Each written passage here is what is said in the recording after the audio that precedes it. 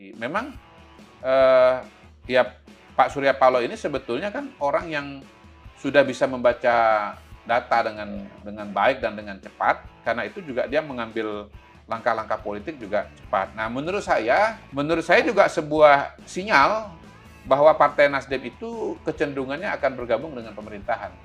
Gitu. Yang kedua, mengirim pesan kepada Pak Prabowo bahwa nanti akan gabung di pemerintahan yang akan datang. Ah, ini saya mau ngomong nih. Ini belum ada yang ngomong nih. Iya. Ya. Hai 03, kalau misalnya Anda mau melakukan gugatan dan mengejar target 2 putaran, pada hari ini, begitu gugatan Anda diterima, yang lolos ke putaran kedua adalah 02 sampai 01. Anda tetap nggak masuk, Bos.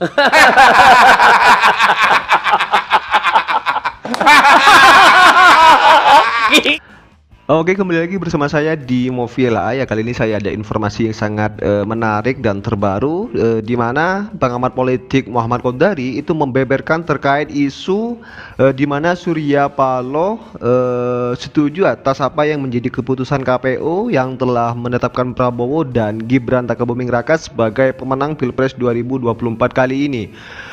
Di sini Muhammad Qodari yang menyatakan bahwa Surya Paloh sudah menghubungi Prabowo guna masuk di kepemerintahannya. Saya ada videonya, ya mari kita simak bersama seperti apa videonya. Oke, kita putar. Nah, jadi kembali kepada diskusi kita tadi, memang ya Pak Surya Paloh ini sebetulnya kan orang yang sudah bisa membaca data dengan baik dan dengan cepat, karena itu juga dia mengambil langkah-langkah politik juga cepat. Nah, menurut saya, ini ucapan selamat tadi malam, selain sebagai sebuah sikap yang menunjukkan dan melatih masyarakat kita semua dan partai politik untuk bersikap sportif, menurut saya juga sebuah sinyal bahwa Partai Nasdem itu kecenderungannya akan bergabung dengan pemerintahan. Ada sinyal. Jadi, dua sih barangkali. Pertama, rekonsiliasi dengan Pak Jokowi, gitu ya.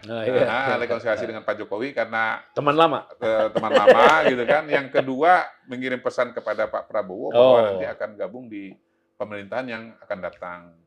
Nah, lebih daripada itu, menurut saya sebetulnya, walaupun ini tidak diucapkan oleh Pak Surya Paloh, Pak Surya Paloh secara eksplisit, tetapi menurut saya ini sebetulnya, game changer juga Pak Surya Paloh ini. Kenapa? Dengan membuat press conference tadi malam.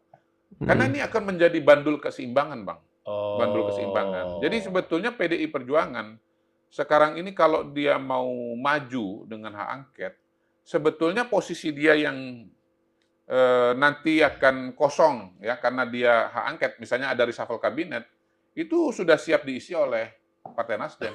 Inilah kecerdasan Surya Paloh yang Jadi, sebenarnya. menurut saya sih ya, dari tadi mencari malam kesempatan di dalam kesempitan. Berkaitan dengan wacana ini kan PDP dari lagi panas-panasnya sekarang dalam hak angket dan Nasdem. Jadi partai-partai 01 ini mencari celah untuk juga masuk di bagian pemerintahan Prabowo. Nanti akan balik badan dalam tanda kutip, ya tidak akan lanjut dengan hak angket gitu. Nah, pada hari ini kebetulan juga tadi saya lihat di TV sebelum jalan ke sini dari 01, tim hukumnya Ari Yusuf Amir sudah menyerahkan dokumen pendaftaran gugatan di Mahkamah Konstitusi. Itulah itu. Jadi sedikit bertentangan dengan. Kalau saya melihatnya tidak bertentangan, Bang. Saya nggak melihat bertentangan. Sebetulnya begini, kalau kita bicara pemilu presiden, maka saluran yang tersedia untuk menyampaikan keluhan atau protes itu memang harusnya di Mahkamah Konstitusi, bukan hak angket, Bang. Jadi sah ya? Iya, jadi begini, kalau ada pelanggaran-pelanggaran, silakan. Kalau bahasa hukumnya kan pelanggaran ya, kalau bahasa politiknya kecurangan. Iya. Nah, kalau ada pelanggaran-pelanggaran, sebetulnya channel-channelnya sudah disediakan oleh institusi kepemiluan kita, oleh undang-undang kita. Misalnya kalau ada pelanggaran pemilu, itu laporannya kepada Bawaslu. Pelanggaran soal kampanye, ya kan, waktu kampanye, aturan kampanye, siapa yang kampanye, tempat kampanye, gitu kan. Itu semuanya ke Bawaslu. Kalau ada yang pidana, misalnya, pokoknya pelanggaran-pelanggaran pidana itu ke Gakumdu yang isinya adalah penegak hukum. Kalau ada keluhan terhadap penyelenggara pemilu, Ya, wadahnya adalah DKPP, Dewan DKPP. Kehormatan Penyelenggara Ya, Pemilu. ya. Kalau berkaitan dengan hasil, itu wilayahnya dari Mahkamah Konstitusi. Gitu. Jadi dalam konstruksi undang-undang kita, nggak ada hak angket, Bang. Nggak ada angket itu. Anda kalau nggak puas dengan pemilu, itu wilayahnya bukan hak angket. Gitu loh. Nah, tetapi karena semua channel yang ada ini, sudah lewat, sudah dilakukan, dan ya mungkin merasa tidak puas atau belum puas, muncullah wacana hak angket itu, gitu loh. Ya walaupun hak angket juga bisa dimaknai sebagai upaya untuk membangun posisi tawar dengan pemenang. Nih, lu kalau nggak narik gua ke dalam kabinet, ini lucu juga ya Muhammad Qodari. Angket nih, gitu, awas lo ya. Selain politikus juga, ini bisa komedian sebenarnya orangnya. Begitu. Jadi sebetulnya hak angket itu karena dia instrumen politik, maka tujuannya bisa dua. Pertama untuk betul-betul katakanlah membatalkan pemilu, ya. Bahkan katanya ada wacana memakzulkan presiden, ya kan. Tapi sebetulnya merupakan alat untuk juga, alat untuk bergening juga, gitu. Ya sebetulnya pada hari ini kalau saya lihat memang hak angket itu sebetulnya ya lebih kepada upaya membangun bergening politik. Kenapa begitu kesimpulannya? Pertama, karena kalau kita bicara hak angket sebagai alat untuk mengubah hasil pemilu, membatalkan kemenangan, itu nggak ada, itu nggak mungkin, bukan di situ wilayahnya, di Mahkamah Konstitusi. Benar. Mau memakzulkan presiden juga jauh banget gitu. Apalagi kalau kita ngomong masa jabatan presiden yang tinggal 6 bulan ini, gitu loh. Proses politiknya sendiri, urusan pemakzulan nggak mungkin selesai. Sebentar ya. Apalagi kalau kita bicara mengenai Pak Jokowi sebagai presiden yang pertama sangat dicintai rakyat, dukungan sangat sekali, 80%.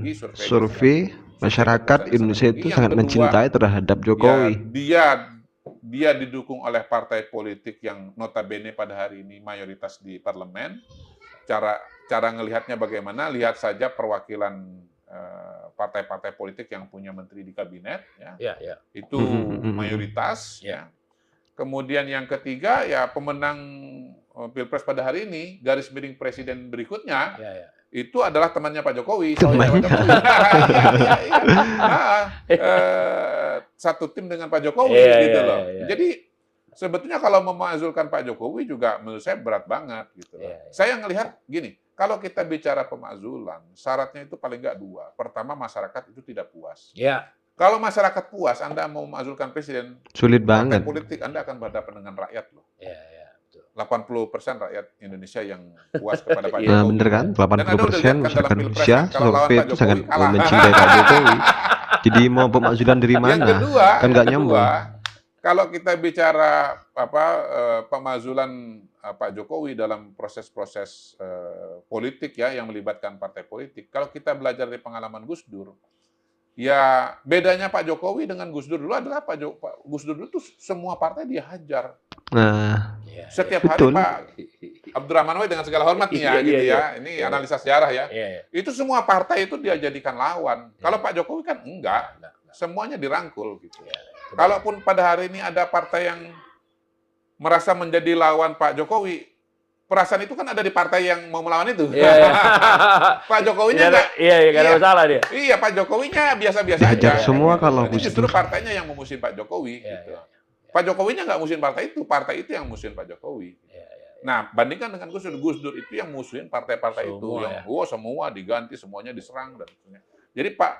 Jadi Gus Dur waktu itu bisa jatuh menurut saya pertama-tama bukan karena dia melawan rakyat atau nggak disukai rakyat, tapi karena dia kelahi dengan elit, gitu loh Bang. Iya, pemakzulan Gus Dur kemarin itu dulu bukan gara-gara dia tidak disukai rakyat, tetapi memang bertarung dengan elit-elit politik. Sebagai sebuah upaya untuk memperbaiki demokrasi, ya, untuk mengkritik proses-proses politik yang dianggap keluar dari jalur pelanggaran.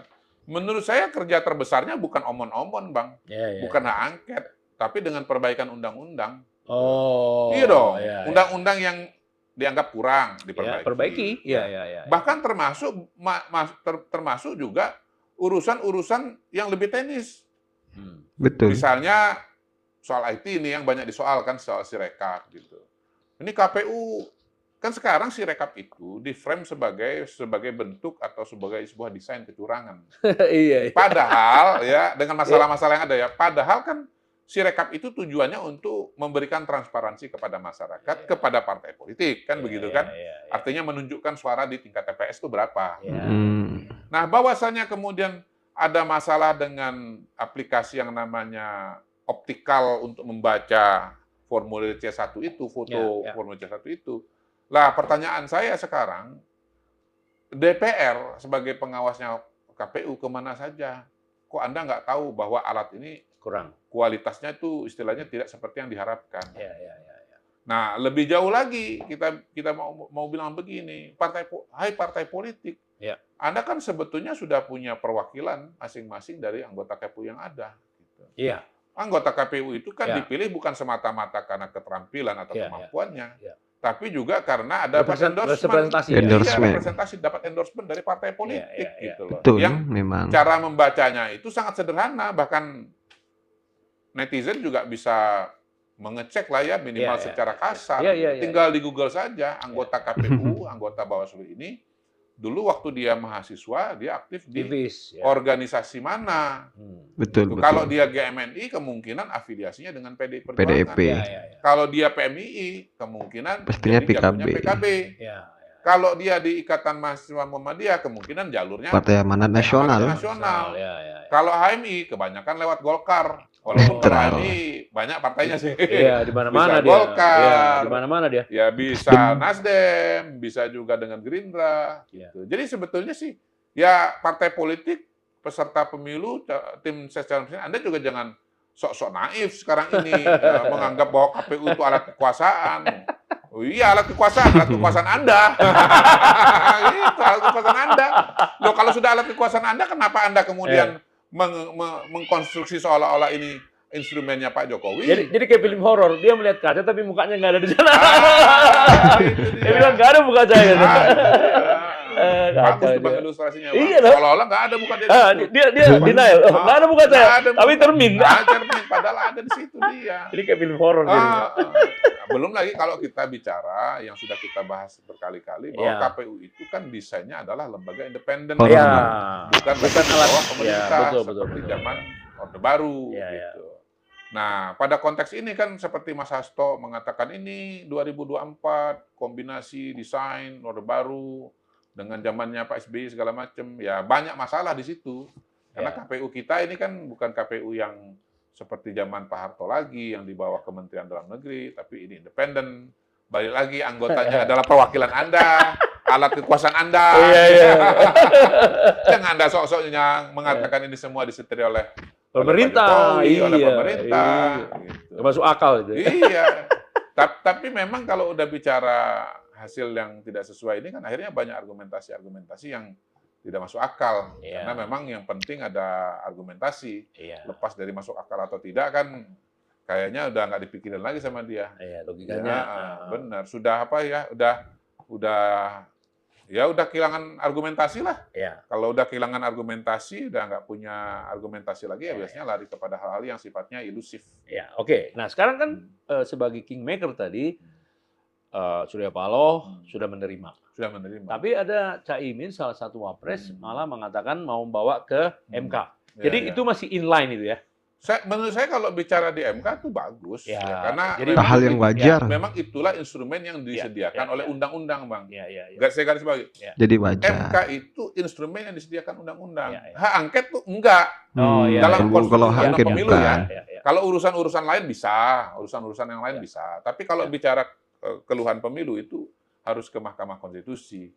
Sistemnya sudah. Jadi di Mahkamah Konstitusi ini ya biar jalan aja, biar terus saja. Dan menurut saya juga bagus dalam pengertian ya mereka-mereka yang misalnya dukung 01, tidak puas dengan hasil, punya keluhan-keluhan, ya biar disalurkan secara konstitusional di Mahkamah Konstitusi, biarlah proses yang terjadi di Mahkamah Konstitusi akan menjadi penyaluran itu. Nah, walaupun kita pada giliran berikutnya tentu belajar dari pengalaman yang sudah-sudah, bahwa untuk gugatan atau permohonan di Mahkamah Konstitusi untuk bisa mengubah hasil itu sangat-sangat berat, Bang. Sangat Peluangnya berat boleh sekali. dibilang kecil gitu. Iya, karena syaratnya. Ya jangan dibilang saya ini ya istilahnya mengecil-ngecilkan ya. Ya kan begini. Iya. Pilpres ini udah beberapa kali selalu dibawa ke Mahkamah Konstitusi Iya. dan tidak pernah ada yang istilahnya dibatalkan hasilnya. Nggak Masih pernah belum ada yang perubahan pernah. signifikan. Iya memang. Iya. Karena kita bicara soal wilayah yang begitu luas dan jumlah TPS yang juga sangat besar, Ya. dan yang nomor 3 Semuanya tertolak. 2024 selisih Masih yang belum sangat ada jauh. yang Ya, pernah menggugat sebelumnya yang kemudian langsung diterima. Kita nggak usah ngomong Nggak ada mengenai masih.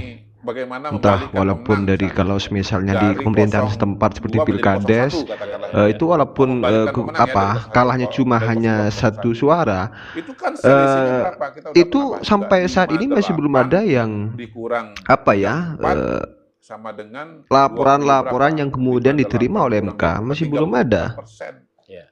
34% alias sepertiga dari 800.000 TPS. Iya.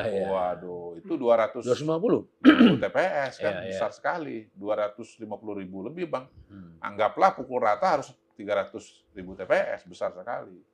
Nah, kalaupun misalnya mau menghentikan kemenangan sekali putaran, artinya 02 itu tidak meraih suara di atas 50%, berarti kan harus 48 dikurang 9 sama dengan 49. 49 tuh kalau 02 perolehan 49 nggak jadi sekali putaran loh, Bang. Ada putaran kedua ya. Iya. Betul. Itu maka kemudian harus bisa membuktikan kesalahan di 9% dari total TPS. Iya, berarti 9% dari total TPS 200, itu.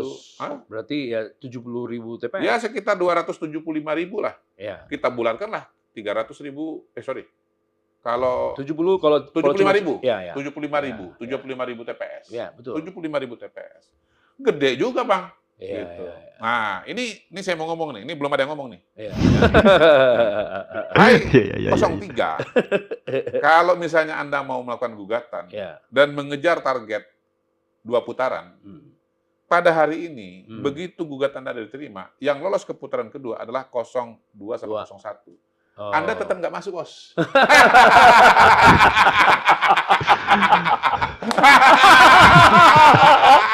Nggak pernah dia ngomong gitu ya? Iya, nggak pernah. Saya ulang ya. Iya. Hai 03. Hai Kalau 03. Anda melakukan gugatan permohonan ke Mahkamah Konstitusi dan berupaya menggagalkan sekali putaran dan harus menuju ke putaran kedua. Kalau mau mengubah hasil dari 02 menjadi pemenang 03 kan hil yang mustahil kan, Bang? Berat banget kan? Iya. Mau membuat 16% ini. Mau membuat 16% ini jadi nomor 1 kan mustahil kan? Susah itu. Berarti target paling mungkin Ya. dalam tanda kutip bagi 03 adalah memaksakan agar ini ada putaran kedua. Putaran kedua. Ya. Memaksakan putaran kedua. Tapi percuma kalau dirinya begitu tidak lolos. dikabulkan, dengan komposisi suara yang ada, yang lolos ke putaran kedua adalah 02 sama 01. Tetap nggak masuk. Jadi nggak dapat juga deh ya. Nggak dapat juga. Jadi nggak usah dipersoalkan. Iya, bukan saya nggak bilang nggak usah dipersoalkan, ya. Tapi Anda coba pikir-pikir sendirilah. Iya, itu bahwa Nah, mungkin ya rasa cukup dulu ya. Ya, seperti apa komentar kalian terkait dengan komentar atau statement Muhammad Qodari sebagai politikus atau pengamat politik?